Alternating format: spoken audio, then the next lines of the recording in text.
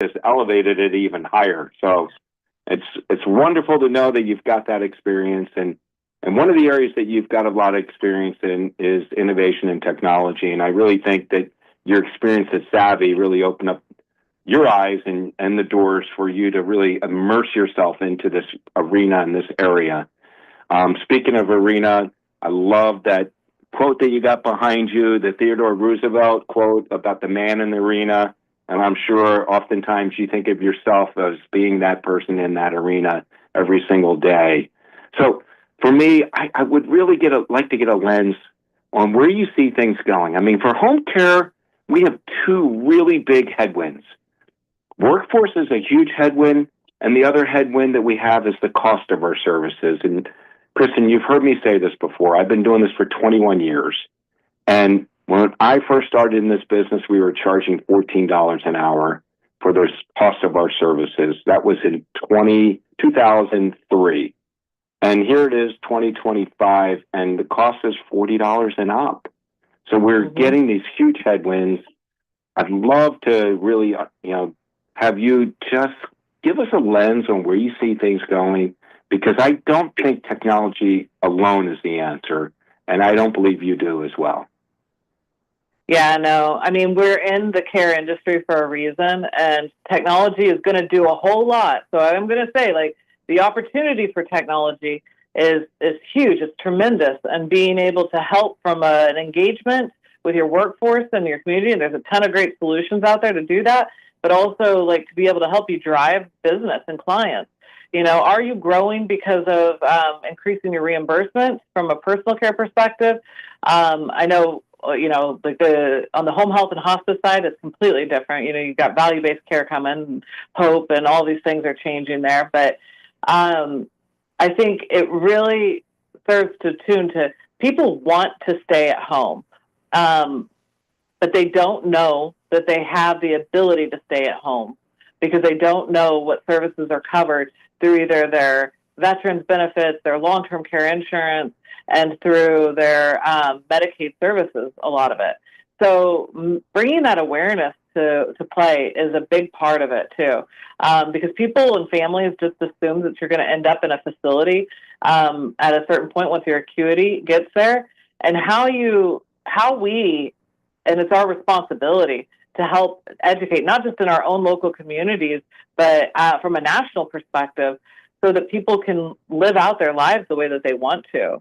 I think that that's a big movement that I see happening, and I see the newly formed Alliance, for care at home, really taking a forward step and bringing that awareness there, along with HCAOA, who has done a phenomenal job as well. But it's also our listeners. We are really big at acronyms. So the Alliance is the National Alliance for Home Care, right? And yep. HCOA is the Home Care Association of America. I just want to make sure our listeners know that. Yeah. So please carry on. Yep. But those are the two of the big associations in our industry that are help driving this movement of awareness. And I think it's all of our responsibility that are in the industry, whether you're on the technology side or on the provider side, to help bring that.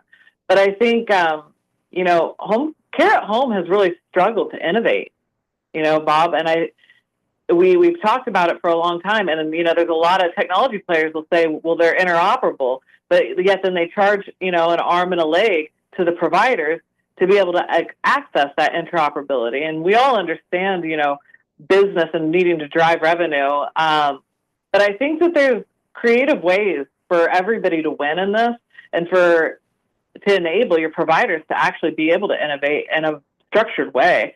So I think that that's a really big opportunity. And I do see some technology companies starting to really open themselves up to those conversations with providers.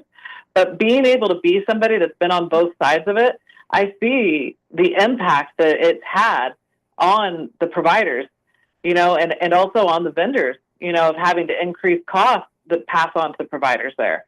So I think those are some pretty big challenges.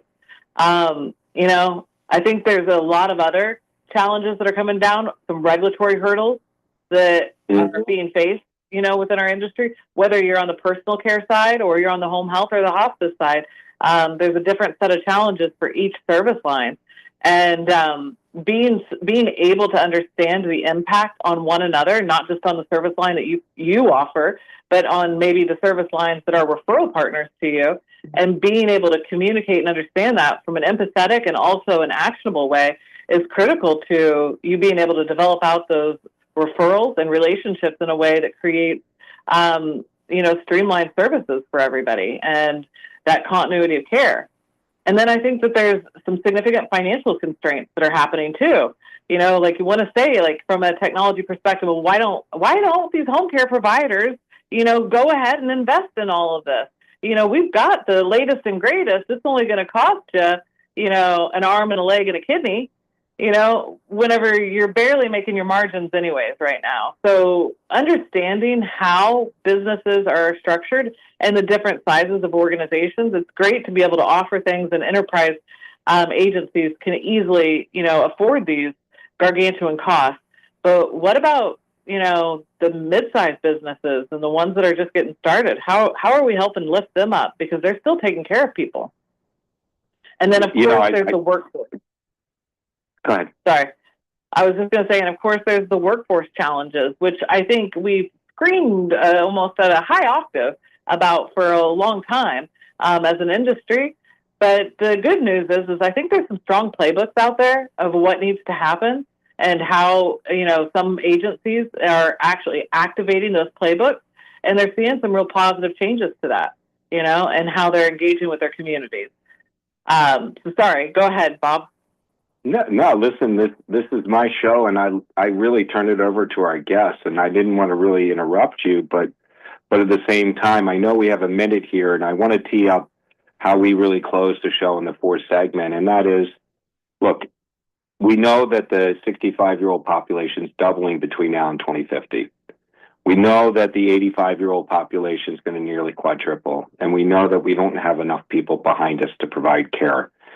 We can't build enough facilities, and the facilities have to employ not just care, but they have to employ engineers and food service and housekeeping and everything else like that. And the cost of that's really expensive. So home is really where I see the world going to. I mean, I see a world where home is going to be the center of care, and we're trying to do that because when you poll anyone 65 and older, over 90 to maybe 95% want to stay in their own home, and we should give them that right.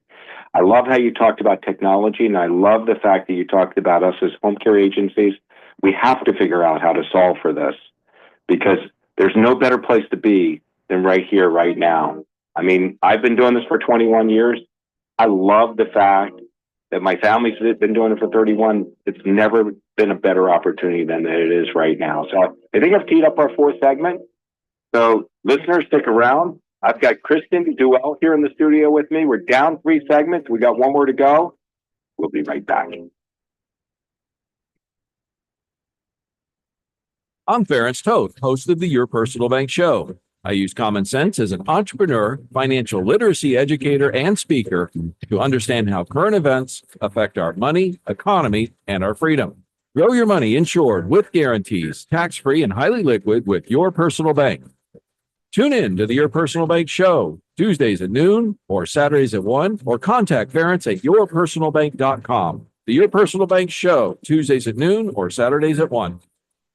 Hey everybody, Mark Asher, back to tell you about my great friends over at the Lund Mortgage Team. As most of you might know, I'm a big fan of loyalty and longevity. I love companies based right here in Arizona that have been around doing some great things for a long, long time. And oh boy, has the Lund Mortgage Team done just that. In the mortgage game, they're one of the best. In fact, I think they are the best. And I've been telling people about the Lund Mortgage Team for decades now, and I'll continue to do that as long as they continue to take care of all our listeners, and they do that every single day. So you could be next. Call today, 623-875-9940. Look, the Lund Mortgage Team, they're mortgage brokers. That gives them the unique opportunity to shop your rate around. They've also been in business so long, they realize fees are not the most important thing. They keep those nice and low. Call today, 623-875-9940, whether it's a HELOC, whether it's a new home loan, refinance, you name it, they've got you covered. LundMortgage.com or call 623-875-9940.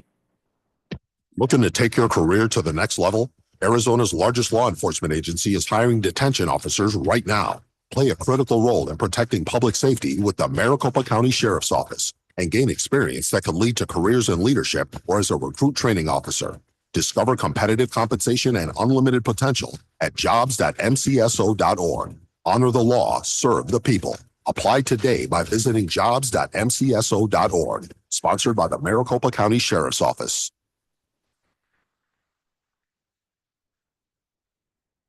Now back to Health Futures, taking stock in you. If you have questions about your own or your loved one's future health care, call 602-264-8009. Now, here's your host, Cypress Home Care Solutions, Bob Roth.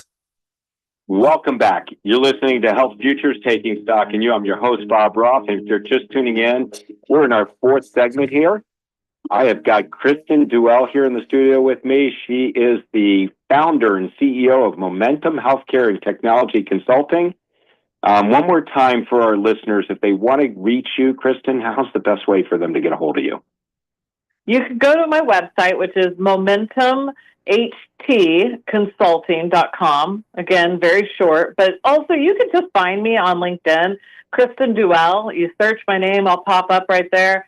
And connect with me and shoot me a message. And that's a phenomenal way to be able to reach out and have some personal engagement. Perfect. Absolutely perfect. So I kind of teed up this fourth segment, really talking about where we are and where we're going. I mean, seriously, Kristen, 25 years ago was Y2K, and we thought the world was going to end. And I teed up this segment talking about how we are aging at such a rapid rate that in 2050, we're going to have double the amount of 65-year-olds and nearly quadruple the amount of 85-year-olds, and we want home to be the place to stay. How do we do this? Yeah, man. We're one of the biggest problem solvers of our generation. Exactly. Yeah. Yeah. Well, that's $1 million question, and the $1 million answer back, is how do we solve this? And everybody keeps saying the silver tsunami's coming. Well, we're riding the wave now. We're in it. Like it started, and it's only going to get. It's only going to peak. But I think, COVID did a lot of things for us, and it did bring the value of what we offer to the industry at the forefront, and we've got a seat at the table, which we've been fighting for a seat at the table for a while. But we also have created a lot of challenges for ourselves, in getting that seat by, not being consistent with what we talk about and how we talk about ourselves. We're skilled, we're not skilled, we're clinical, we're not clinical. We're home care, or we home health, or, what do you call yourself? And I think, the Care Alliance really hit a home run with saying care at home. What a simple way to be able to communicate that we're providing care at home, And I think, how do we get there? Well, we started getting there, and we've moved the ball forward by looking at like these integrated care models, and fostering collaboration throughout the continuum. It used to be, it would be easy to just be a provider that provides services in one area, one payer, private pay. But nowadays, in order to afford to be at care at home, you're using a diversified payer set.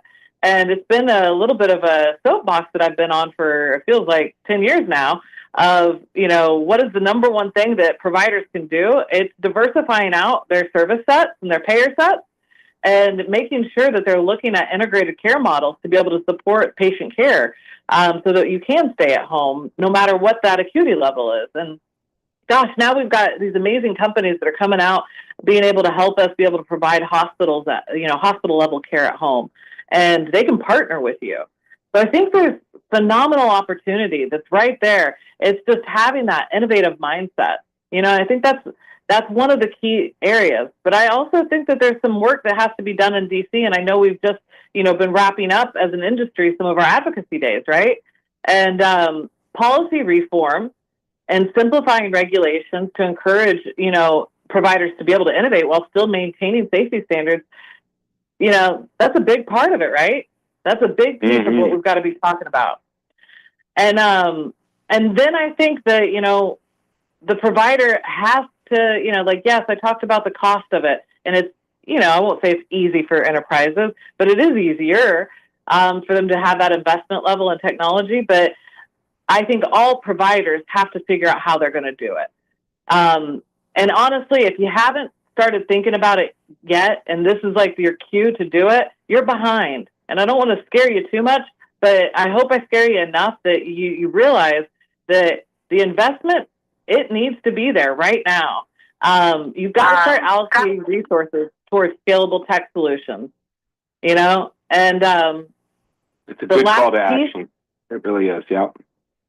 The last piece that is on my soapbox that I'm preaching to is if you are not developing your people, your competitors are, and your competitors might be Starbucks. They might be Chick-fil-A.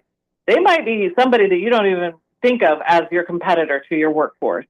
So if you are not investing in your people, then I promise you they will look for the investment somewhere else. And that investment, yes, good pay, a healthy wage is important, but it's so much more than that.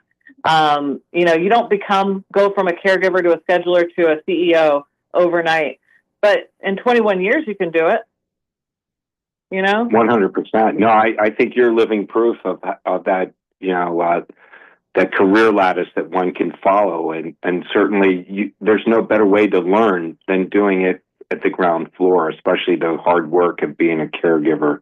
I think one of the biggest challenges we have, Kristen, and maybe you can speak a little bit to this, and certainly I want our listeners to know this, is that 1985, when my mother had her massive heart attack and I became a family caregiver, there were no such thing as in-home supportive care providers. There was no such thing as assisted living. We're still like really in our infancy. I would say we're in our pre-adolescent stage in terms of our development as a service line to this industry that has really emerged and really has come upon us. But I think the biggest challenge we run into is that people don't know who we are. They don't know what home care is. They think home health and home care are the same, and they couldn't be more different. And it's not just the layperson, the person that may be listening to our show here and driving to San Diego for the weekend or driving up to the mountains. It's not just them. It's the clinicians. It's the social workers. It's the case managers. So I think we have still a lot of work to do to really educate people that you can stay at home. That is an option. Yeah. And home health isn't your solution because home health is episodic. They're only going to come in a couple days a week for as little as maybe 45 minutes to an hour to do wound care or IV therapy or whatever it is. Yep. Maybe you can speak a little to that. Yeah, and what they also don't know is that they might actually have long-term care insurance or veteran benefits or qualify for Medicaid services that is going to cover this, that is going to support them and being able to do it so that they can augment, the cost out of pocket for it. There's so many amazing creative companies out there too that are sourcing other ways to be able to support you to be able to stay at home. And I found myself as I am the adult daughter in my family. So I am, and we know that the adult daughter is typically the person that's, coordinating these efforts, within our industry for their aging family and needs. And, I find myself helping people within my family to even understand that you have these services available and what those benefits can look like. So yeah, I think that, and it's on us all to really do it. And that's the power of what a really strong marketing leader can do for you. A lot of folks will say, hey, I just want to hire the salesperson. I just want to hire, somebody to get out there and just close deals, not understanding the power of actually positioning and what marketing can do for you as a long-term care benefit too, for your organization. So we have about 30 seconds. I told you the time flies really fast. Is there a question I haven't asked, or is there a lasting thought you want to leave our listeners as we close up the show? I'll say this, because it's an area I'm really passionate about. Obviously, I set a nonprofit for it. A huge chunk, more than 75% of our industry is women. Yet the representation of women at the executive level, it's growing and it is improving, but it's not where it should be. And I think there's opportunity for us to be able to help support and grow our young women within the industry to rise, if it is that they want to. Some of them may not desire it, but that's what Ideal is about, is helping to be able to help people. How do you rise within an organization and prepare yourself for those next roles and transition into them with grace? You know, a lot of folks will say you can bring your whole self to work, and I think you can to a certain degree, but I also believe that you don't bring your whole self into a boardroom. And you know, how you interact and the communication level and thinking not just about your department, but the company is different. So I'd encourage everybody to check that out. How do they learn about Ideal?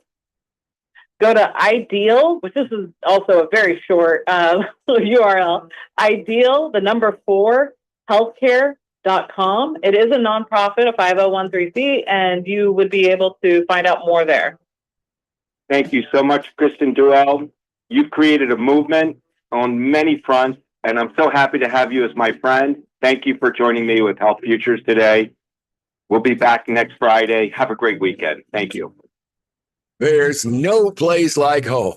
You've been listening to Bob Roth's Health Futures. If you have questions about your own or your loved one's future health care, call Cypress Home Care Solutions at 602-264-8009. That's 602-264-8009. Or visit cypresshomecare.com. Be sure to join Health Futures with Bob Roth every Friday at noon, right here on Money Radio 1510 and 105.3 FM. Money Radio listeners tune in to learn about wealth, but how about your health? Well, now you can have both. This is Dr. Stephen Katz, co-host of Your Health is Wealth. Each week, we'll explore a variety of common health issues, including joint pain, chronic conditions, and issues specific to men's and women's health, and reveal the latest innovations to get you